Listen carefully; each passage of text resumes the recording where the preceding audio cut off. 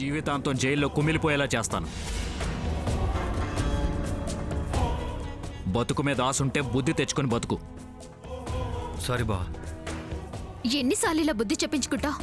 సిగ్గనిపించడం లేదా? నువ్వు నా మొగుడువని చెప్పుకోవడానికి నాకే సిగ్గుగా ఉంది. భార్య దగ్గర నీ విలువ పోతుందని నేను నిన్ను ఆ అమ్మాయిని చూసినా వాళ్లతో చెప్పలేదు. నీ ప్రవర్తన మార్చుకో. ఇంకా నిలబడ్డావేంటి? వెళ్ళా.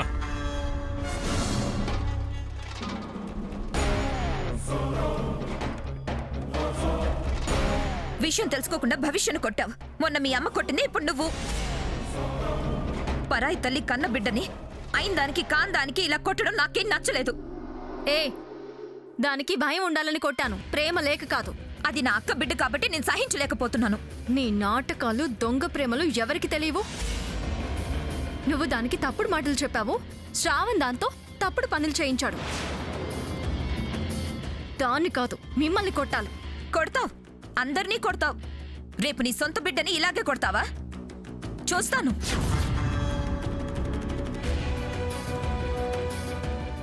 చూడండి ఎలా మాట్లాడుతుందో. నువ్వు తొందరపడి భవిష్యం మీద చేసుకోవడం తప్పే అనిపిస్తుంది.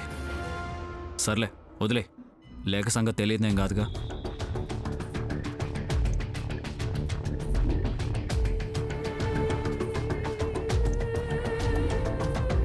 దీప్తి, నగలు జాగ్రత్త. నీ బీర్వాలోనే పెట్టొద్దునా? నగలు బీరువాలో పెట్టొచ్చు, కానీ నీ భర్తను పెట్టలేంగా. తను నిన్ను కాదని వెళ్లకుండా చూసుకో, సరేనా?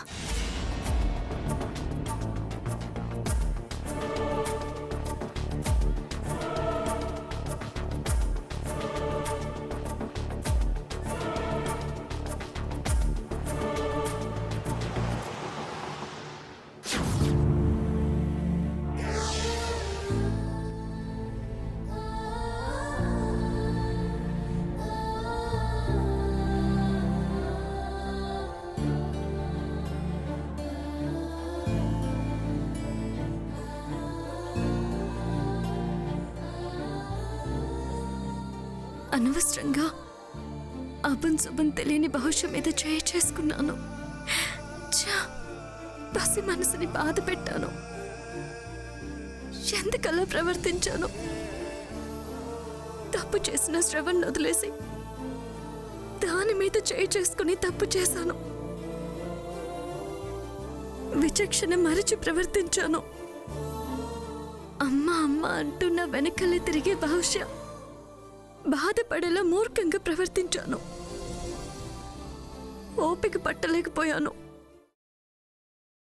ఆవేశపడి లేత మనసుని గాయపరిచాను.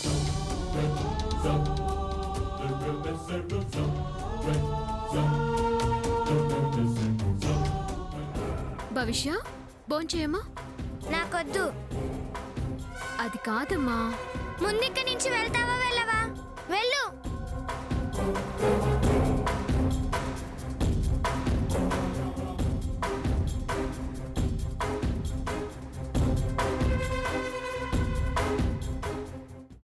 అమ్మా, అలాంటి వాళ్ళది నిజమైన ప్రేమ కాదు, అది వ్యామోహం. ఎగ్జాక్ట్లీ చిన్నత్త. నిజంగా ప్రేమించుకున్న వాళ్ళు అలా చేయరు. ఎంత మనసు విరిగిపోతే కన్న కూతుర్ని పట్టుకొని మా దృష్టిలో చచ్చిపోయా ఉంటుందా తల్లి? అది సరే అమ్మా, తన కూతురుతో తన మాట అనేటప్పుడు ఆమె మాటల్లో వ్యథ, కళ్ళల్లో బాధ గమనించావమ్మా? పెద్దబాబుకు బర్త్డే విషెస్ చెప్పు కూడా వెళ్ళాం కదా. ఊరికే ఎలా కాలిపోతుంది? మంట పెడితేనో పడితేనో తగలబడుతుంది.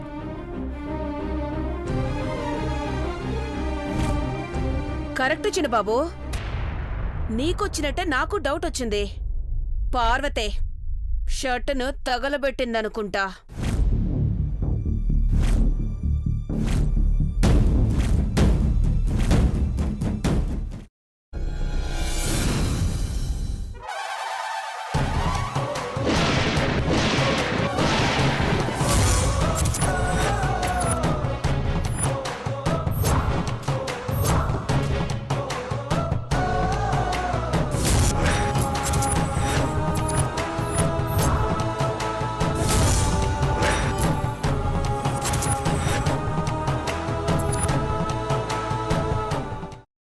వేసుకున్న తర్వాత పొట్టు తీసేసి చాప్ చేసి పక్కన పెట్టుకోవాలి.